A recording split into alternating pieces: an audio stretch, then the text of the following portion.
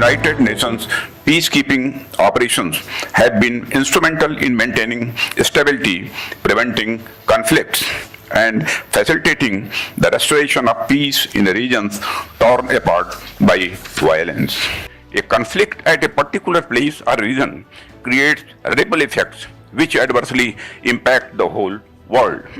We are all aware of the plethora of negative externalities that emanated out of the recent conflict between Russia and Ukraine. It led to the food crisis in various African and Asian countries and also fueled an energy crisis in the world. India has been one of the largest contributors to UN peacekeeping operations.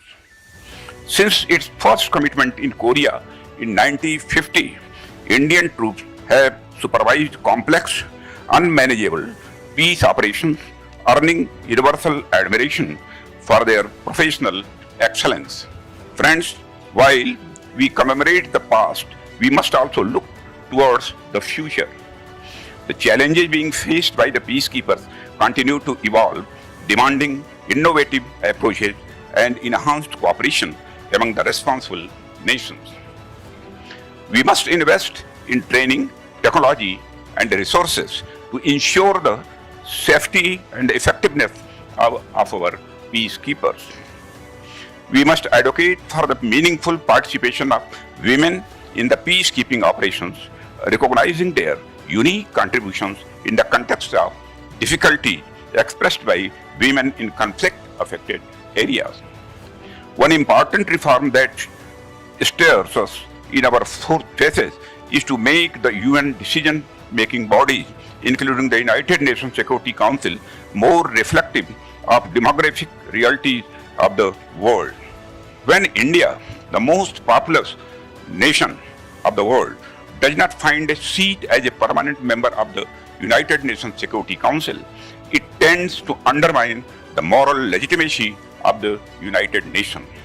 Therefore, the time has come for making the UN bodies more democratic and representative of the current realities of our age. Let us renew our commitment to promoting dialogue, understanding, and cooperation among nations and within the nations. Together, we can build a future where every individual can live in peace, harmony, and with dignity.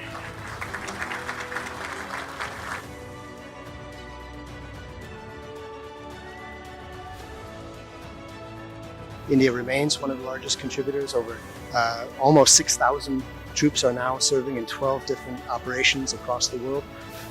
There are many different ways that Indian know-how, technology, and productive capacity is helping to support UN peacekeeping. I would mention, for example, during the COVID pandemic, Indian-made vaccines were donated by India. Hundreds of thousands of vaccines were provided to peacekeeping troops across the world at a critical moment. This was truly an important part and spirit of the Vasudhaiva Kutumbakam. Also, India has provided. I had the honor and the pleasure to participate just a couple of months ago in a ceremony to receive, on behalf of the UN, over 150 heavy and armored vehicles for UN peacekeeping. That was for South Sudan, that particular batch. But all of these made in India. So the Atmanirbhar Bharat, made in India, the absolute highest quality, brand new, very impressive. I had the opportunity even to drive one of the big armored vehicles for a couple of meters. So really meeting all of the most extreme and highest level requirements of United Nations peacekeeping. So I think this is an absolutely important and new stage in the relationship between India and India's support for UN peacekeeping. Bharat ko dil se dhanyavad.